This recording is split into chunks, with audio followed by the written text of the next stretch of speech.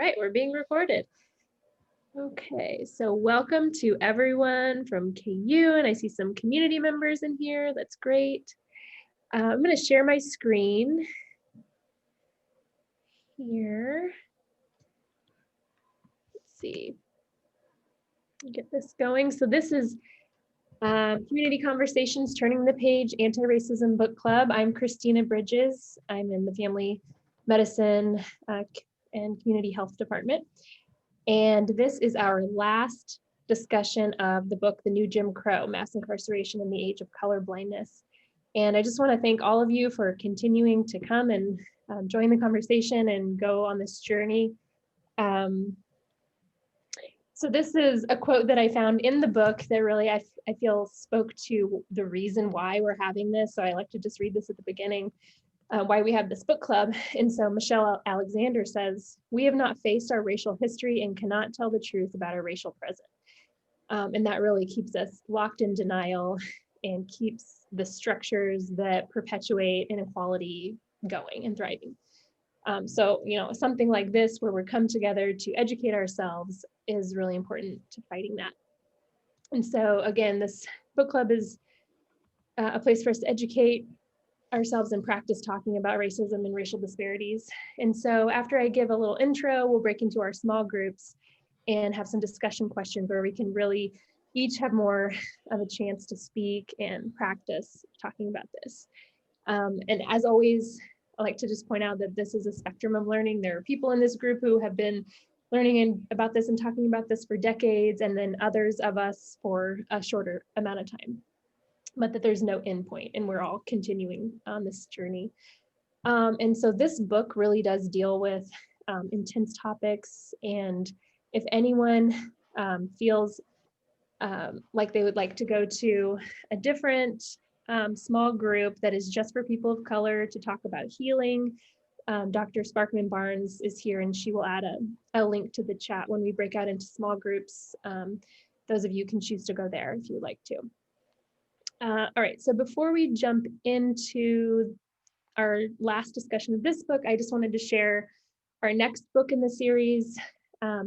Early on, before we started The New Jim Crow, I asked for, a survey of what people wanted to read. And so we voted on The New Jim Crow and also Why Are All the Black Kids Sitting Together in the Cafeteria? So this will be our next book, and we're going to start in February. And it's broken into 4 parts by the author. So we're going to follow those. Part 1 is sort of an introduction, and then understanding Blackness, understanding whiteness in a white context, and beyond Black and white and breaking the silence. And so Dr. Beverly Daniel Tatum is a psychologist and really explains the psychology of racism and our racial identities. So this will be a really good discussion to take us into the spring semester. So I hope you all can come back for this. All right, so continuing with The New Jim Crow. These last 2 chapters are really a place for her to recap her main thesis of the book, which is that mass incarceration is the new Jim Crow.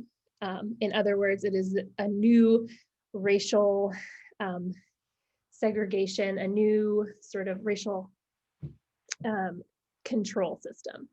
And in the second chapter, second to last chapter, she just goes back through basically the main points of this and why this is a racialized system, i.e. the war on drugs, which is meant to be outside of race, but in fact is racially defined. And so she says in the book, 3/4 of all people imprisoned for drug offenses have been Black or Latino. More African Americans are in prison, jail, or on probation or parole today than were enslaved in 1850, a decade before the beginning of the Civil War. More people are disenfranchised today than 1870, the year the 15th Amendment was signed into law, prohibiting denial of the right to vote based on race. And she also points out that the war on drugs changes families and communities. A Black child born today is less likely to be raised by both parents than a Black child born during slavery.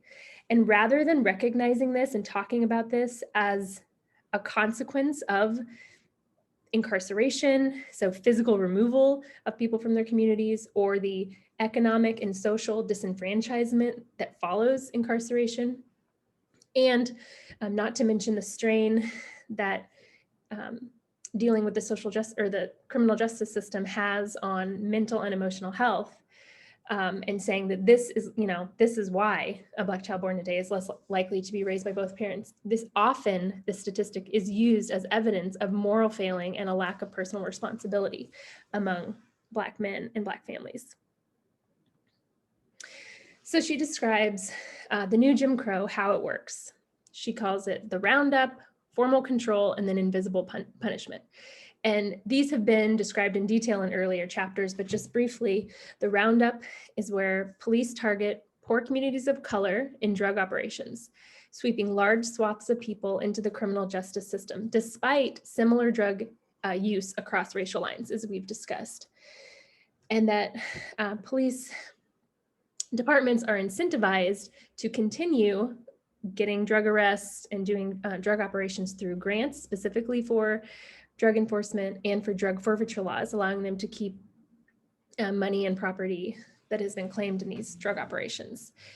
And that law enforcement officers have been granted discretion to operate virtually unconstrained in their enforcement, and that race can be used as a reason to, for example, pull someone over and search their car. Then comes the formal control. And it's common that people are denied meaningful representation and coerced into taking plea bargains. Prosecutors have discretion to load up charges or erase charges for some people. And then individuals are locked up for some length of time. American drug offenders spend more time in jail or prison than any other country. And then even after this period of incarceration, there is the last stage, which is invisible punishment. And Michelle Alexander says, people can be legally discriminated against for the remainder of their lives and thus condemned to a permanent undercast.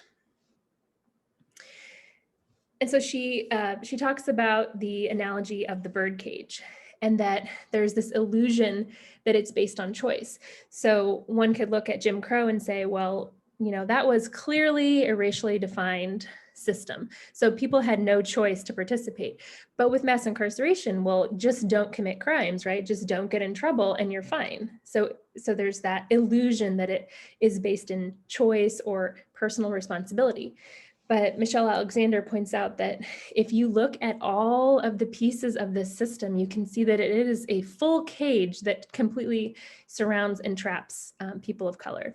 So she puts on here all of the aspects of racial profiling during traffic stops, stop and frisk, illegal search and seizure that loads on multiple charges, cash bail and bond that people experiencing poverty cannot pay.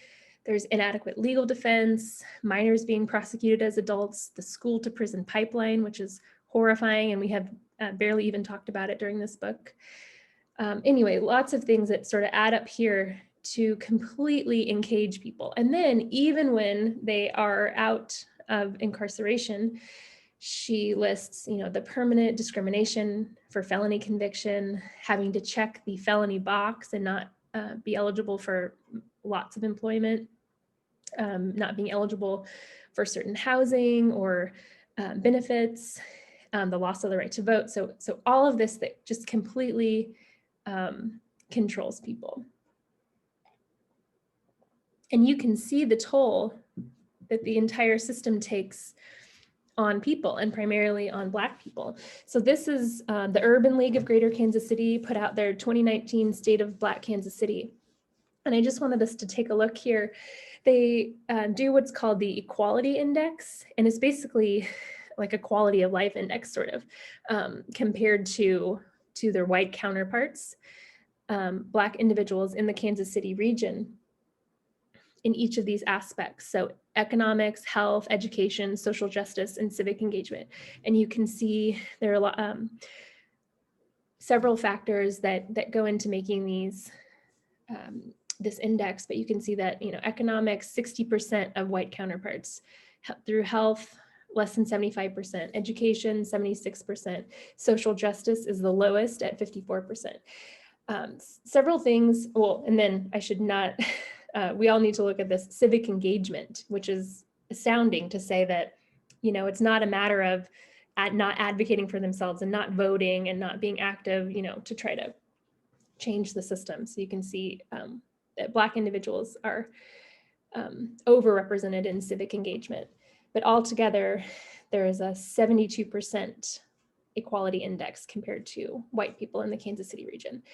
But I just wanted to point out, so the social justice portion is partly made up of, you know, arrest rates, racial profiling, imprisonment rates, and there were two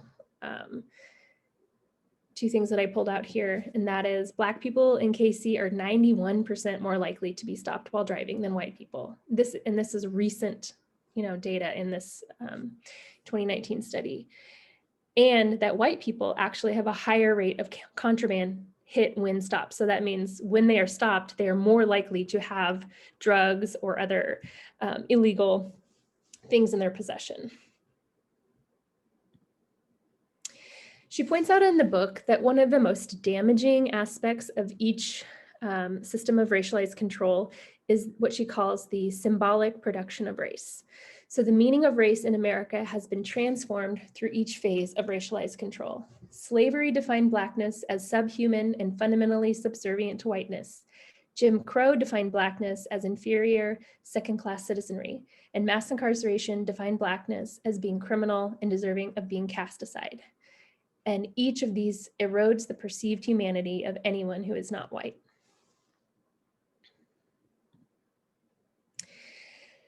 She says in the book that the widespread and mistaken belief that racial animus is necessary for the creation and maintenance of racialized systems of social control is the most important reason that we as a nation have remained in deep denial. So this absence of overt racial hostility compared to, you know, images of Jim Crow and pre-civil rights, what was happening in the South, was very clear, you know, spoke very clearly at some point. You know, it went on for a long time, but eventually people could see that this was, you know, clearly racially defined and clearly immoral. But this new system, mass incarceration, is just, seems so much more gray. And, you know, evidence like most Americans have opposed race discrimination since the early 80s makes, you know, people think racism isn't as big of a problem and it's not about race. But she says the underpinning of today's racial caste system is actually racial indifference rather than racial hostility. And that well-intended people or people driven predominantly by greed or economic reasons are still capable of participating knowingly or unknowingly in systems of racial oppression. And Americans turn a blind eye, I should say white Americans turn a blind eye to what has been normalized in our culture. The fact that prisons are filled with Black men and boys.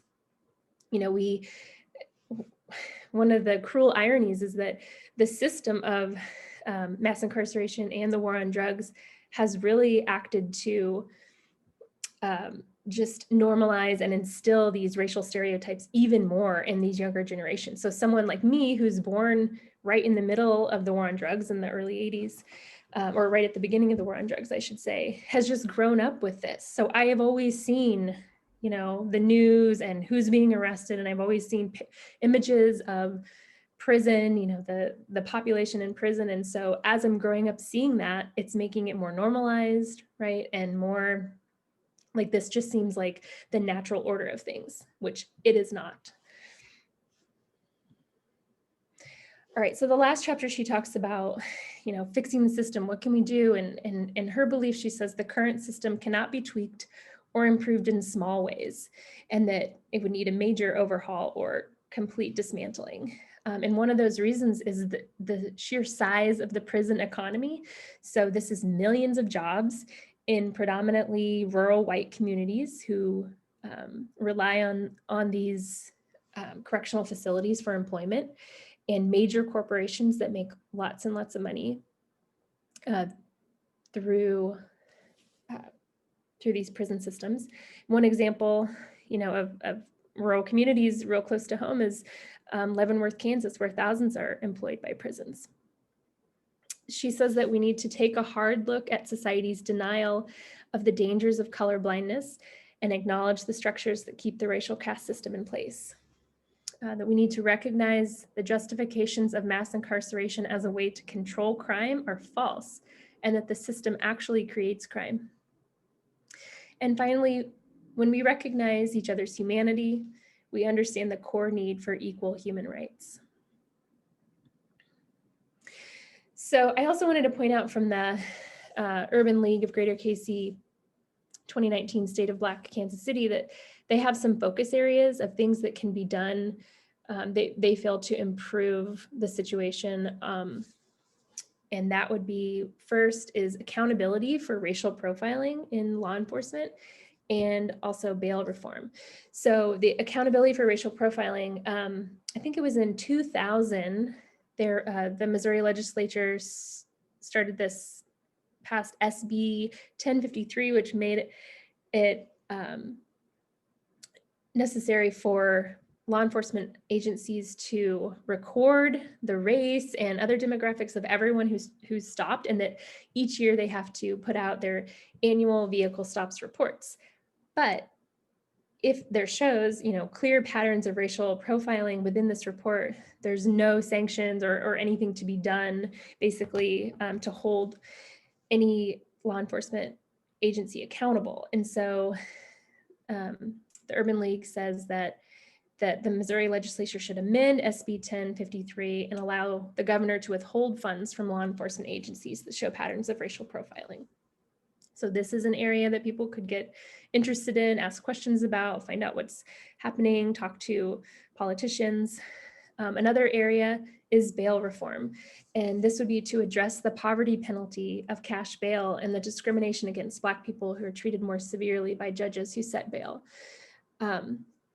So this poverty penalty is that, people who are arrested and a bail is set for them and they can't afford it, they're basically going to be punished before they ever see a trial, before they ever have their day in court or a plea bargain, which is actually more likely.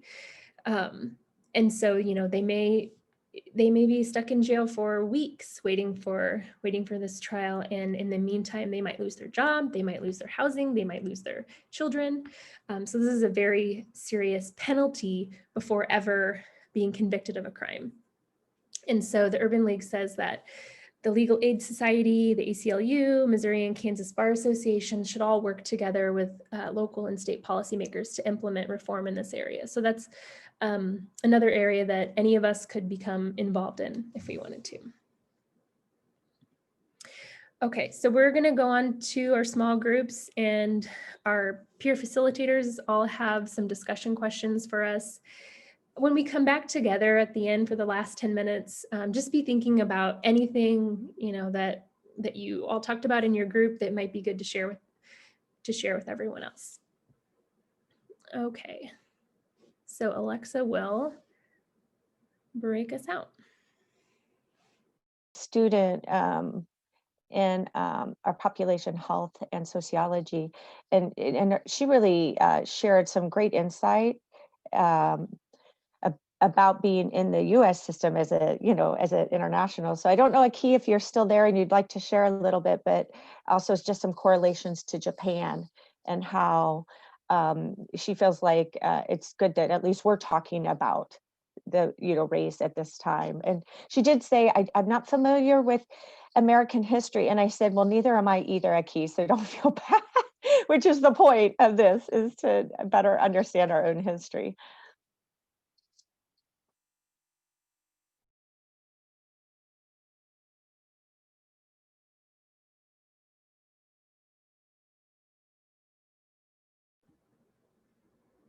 Okay, maybe she's not available anymore.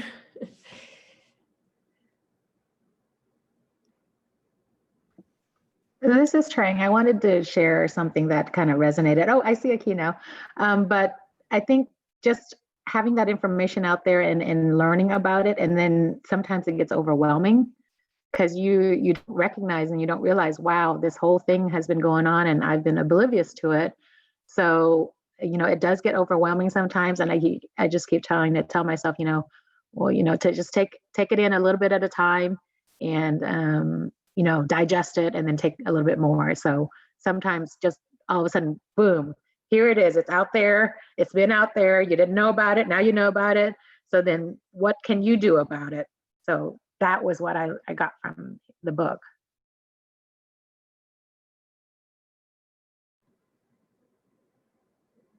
Thank you. That's great. I feel similar.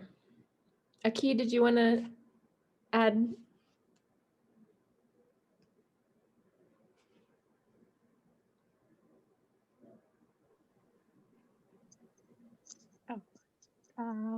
I'm Aki. I'm majoring sociology and minoring public health. And I really interested in Dr. Bridges said when you were young, you educated from the news, and I had the same experience in Japan. So I really educated from news, and I had bias to other race in Japan, like Korean and Chinese. So we still have invisible discrimination, and currently we still hesitate to talking about invisible discrimination. But now currently Americans, we are talking about these topic after the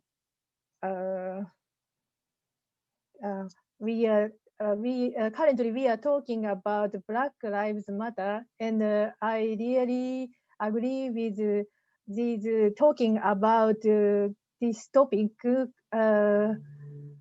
Before we thought we treated untouchable things, but now we are talking is really important. I learned about from this discussion and the book.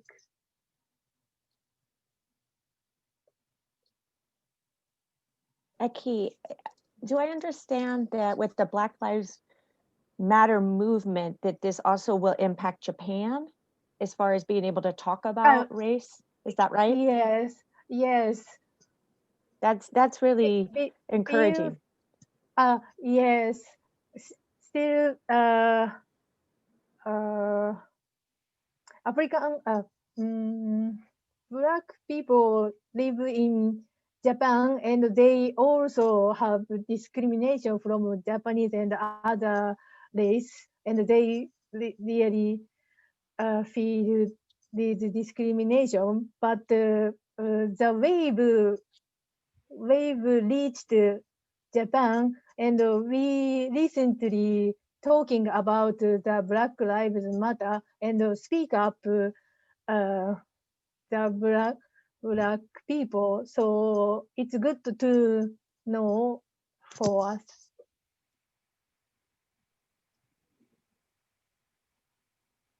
Thank you. That's really helpful to share, and it's nice. It's encouraging to hear that the conversations and the race issues in America are stimulating conversations in other countries and encouraging those conversations, because we are aware that there are race relations in other countries as well, and people, because of the culture, may not also be as apt to be talking, but this gives the platform for that. So very interesting. Thank you. Absolutely. Aki, thank you for sharing. I identify as Latina. I'm Mexican and Puerto Rican, but raised in the States. And this has re-sparked and rekindled the conversation of Black and Latin America for sure as well. I mean, as you all should know, Latinos are, they come in 33 flavors, and we were indigenous first and then colonized by Spain and other European countries, and then the African diaspora. The majority of the African slave trade made it throughout the coastal areas of Latin America, and that's a taboo conversation but it exists in Latin America and the Latinos in the US as well. You know, it carries over. And if you turn on any, you know, Spanish speaking novela or soap opera, those main roles are going to be Anglo looking people with, you know, bright colored eyes versus, and if there are dark skinned people, they play roles of like the housemaid or the criminal, and et cetera. And so all of those, you know, implicit biases that are within our own community are being exposed, and we're talking about it more and more. And Latinos, we also need to identify, like, you know, if we are fair skinned, we benefit from, you know, the privileges as well. And it's sparking great conversation. And so I forgot her name. Aki, thank you for sharing, because I agree. I would just put out a reminder, as I often do, that talking is not doing. Talking is a great start, but it is not, it doesn't accomplish anything. We need to follow it up with action. I would like to say a big thank you to Dr. Bridges and OIP for putting this on. I really appreciate bringing folks together, and this is tough conversation. To Akima's point, there's another level, there's a gear to shift to actually change that into action.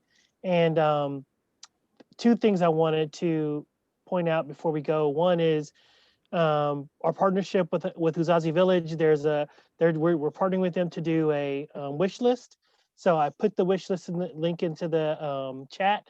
Please feel free to click on that chat, and we're partnering with them to provide mostly diapers and other supplies that directly to Uzazi. So if you purchase an item on the wish list, it will go right to them. There's no middleman or anyone to deal with that. So if you love what Dr. Bridges is doing and her mentor, Dr. Hakima Payne, then that's one way to support. Another way is Kim, I'm gonna talk to you about this a little longer. We also have these COVID conversations that are fundable. So you can get up to $3,000 in participating in an hour-long conversation around COVID. And if you're interested in that, contact me directly. I'll put my email in the box. I'd love to talk more to more people that are interested in having those conversations. I'm hosting them through the Kansas Leadership Center, and they're offering mini grants up to $3,000 for funded ideas. So to Akima's point, if you want to turn your ideas into action, particularly around COVID, this is one way to do it.